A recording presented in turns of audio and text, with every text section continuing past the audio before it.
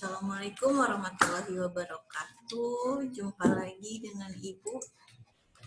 Kita melanjutkan materi sebelumnya.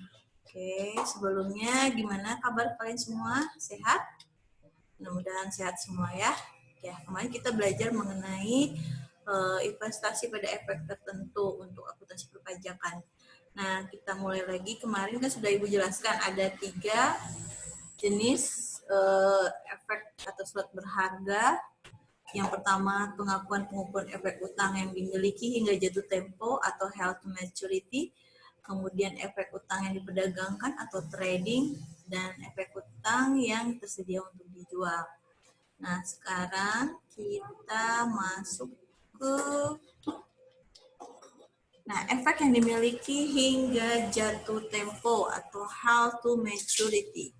Jadi menurut Kiso, Weger and Warfield, surat berharga sebagai utang yang diklasifikasikan sebagai held to maturity hanya apabila perusahaan mempunyai niat untuk memiliki efek tersebut sampai jatuh tempo. Jadi apabila entitas memiliki investasi utang held to maturity, maka utang tersebut diklasifikasikan ke dalam kelompok investasi dalam hutang dan disajikan dalam neraca sebesar biaya perolehan setelah amortisasi premi atau diskonto. Premi atau diskonto diamortisasi dengan effective interest method, kecuali menggunakan straight line method menunjukkan hasil yang sama. Nah, kita masuk ke contoh soal ya. Yang pertama, contoh kasus untuk efek yang dimiliki hingga jatuh tempo atau held to maturity. Sebelumnya mohon maaf ya, Ibu sambil ngasuh jadi agak berisik ya. Pada tanggal 1 Januari 2012, PT Lita membeli obligasi dengan bunga 8%, 5 tahun dengan nilai jatuh tempo sebesar 100 juta rupiah dengan harga 92.278.000. Bunga dibayarkan setiap tanggal 1 Juli dan 1 Januari. Nah, jadi bunganya itu dibayarkan 2 kali dalam 1 tahun ya. PT Lita menggunakan metode bunga efektif dalam mengalokasikan diskonto atau premi yang belum diamortisasi. Obligasi ini dikategorikan dalam held to maturity dengan tingkat bunga efektif adalah 10%. Yang ditanyakan adalah buatlah jurnal pada tanggal pembelian obligasi. Yang kedua, buatlah daftar amortisasi obligasi. Dan yang ketiga, buatlah jurnal penyesuaian untuk mencatat bunga yang diterima amortisasi dan penyesuaiannya. Kemudian buatlah penyajian dalam bentuk laporan keuangan per 31 Desember 2012. Pertama, kita buat jurnalnya pada tanggal pembelian obligasi. Nah, untuk pada tanggal pembelian obligasi, kita perhatikan di sini bahwa pada tanggal 1 Januari tahun 2012, maka investasi pada obligasi ini, kita lihat di soal sebelumnya, nah harganya kan Rp92.278.000.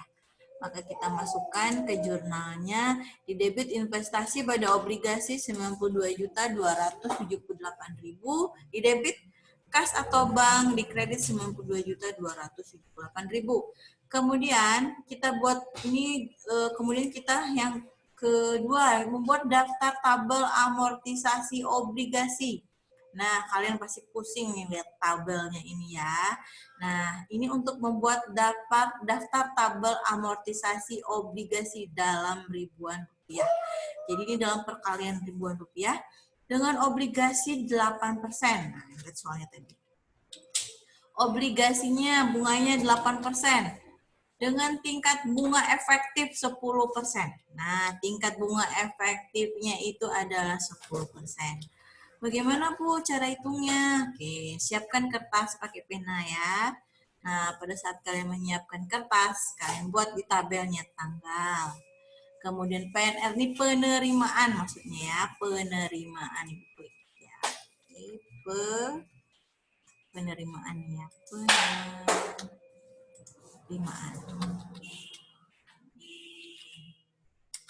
Penerimaan kas atau bank, dan ini maksudnya adalah pendapatan. Pendapatan bunga. Kemudian ini AMNI maksudnya amortisasi.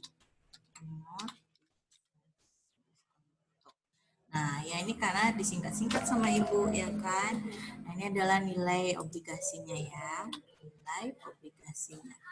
Oke, ini nilai bukunya. Oke, kita buat di sini dulu tanggal 1 Januari 2012. Nah, tadi nilai bukunya berapa tadi? 92.278.000 rupiah.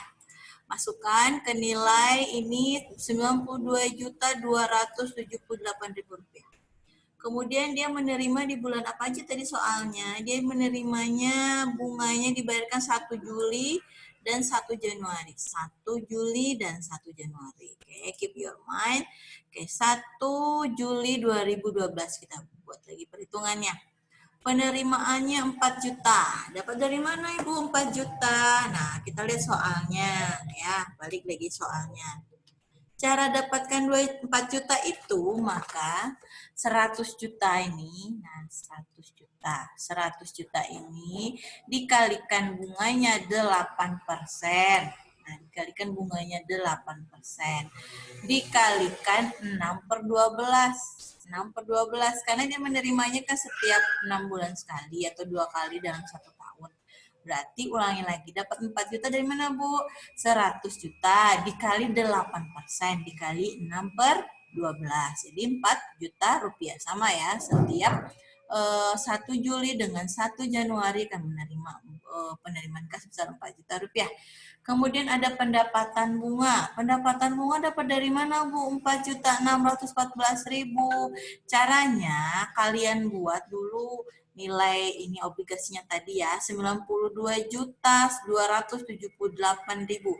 92.278.000 dikalikan 10%.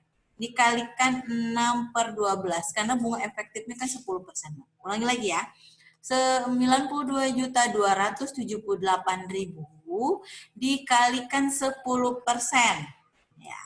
Dikalikan 6/12 jadi 4.614.000. Untuk amortisasi diskontonya maka dia adalah 4.614.000 dikurangi 4 juta menjadi 614.000. Nah, untuk nilai obligasinya kita buat di sini 92.278.000 ditambah 614.000 rupiah.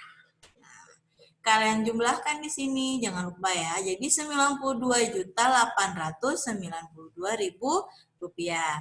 Kemudian kita hitung lagi di sini masih tetap 4 juta. Nah, yang untuk pendapatan bunga untuk tanggal 1 Januari 2013, kita lanjutkan perhitungannya sama seperti tadi. 92.892.000 dikalikan 10% dikalikan 6/12. Hasilnya menjadi 4.645.000 rupiah. 4.645.000 rupiah dikurangi 4 juta menjadi 645.000 rupiah. Kemudian dijumlahkan lagi 92.892 ditambah 645.000 rupiah menjadi 93.537.000 rupiah. Lalu kalian hitung seterusnya sampai akhirnya menjadi 100 juta rupiah. Oke, kalian hitung nanti ya. Coba kalian belajar sendiri di rumah. Kalian hitung apakah perhitungan ibu ini sudah betul. Jika ada yang salah boleh dikoreksi dan beritahu ibu.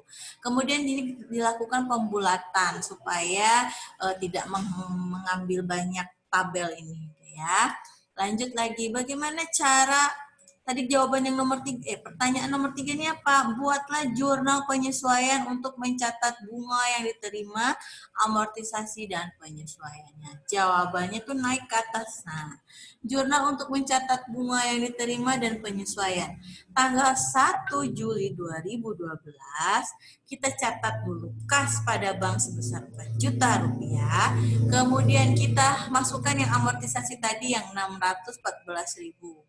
Nah, maka yang investasi obligasinya 614.000 rupiah, pendapatan bunganya adalah 4.614.000 rupiah. Sama ya, pendapatan bunganya 4.614.000 rupiah. Kemudian untuk penyesuaiannya dilakukan pada tanggal 31 Desember 2012. Caranya kita buat dulu di sini piutang bunganya.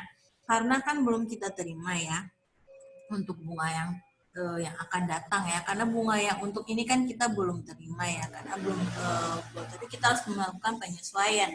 Nah jadi kita buat di sini dulu piutang bunganya 4 juta rupiah, kemudian investasi pada obligasinya 645.000 rupiah, lalu pendapatan bunganya di kredit 4.645.000 rupiah. Udah 3 pertanyaan kita jawab. Lanjut, untuk pertanyaan nomor 4, buatlah penyajian dalam laporan keuangan per 31 Desember 2012. Kita buat dulu neraca.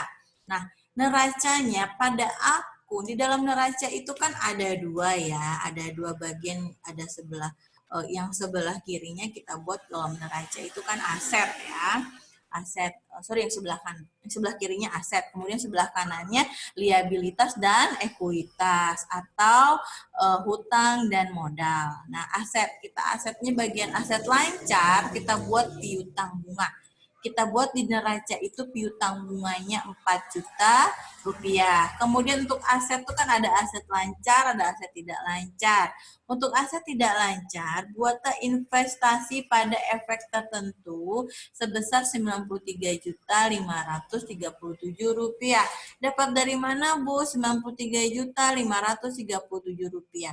Ini ya, kita ambil yang ini. Karena tadi kan sudah kita lakukan penyesuaian ya untuk penambahan yang 645.000. Jadi 93.537.000 rupiah. Kita buat investasi pada efek tertentu. Kemudian pada laporan laba rugi kan nanti ada pendapatan dan ada juga beban.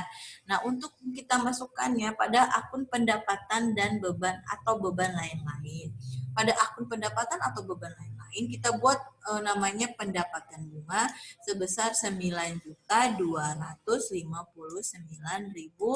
rupiah. Sebesar jumlahkan, dapat dari mana, Bu, 9 juta? Dapat dari mana, Bu? 9.259.000 rupiah didapatkan dari pendapatan bunga yang 2 ini. Karena kita sudah kita catat ya, yang untuk penyesuaian yang 645 otomatis kita catat. Kita hitungkan ini ya, 4.614.000 rupiah ditambahkan dengan 4.645.000 rupiah, hasilnya menjadi 9.259.000 rupiah. Segitu dulu supaya kalian paham step by step. Mudah-mudahan kalian paham.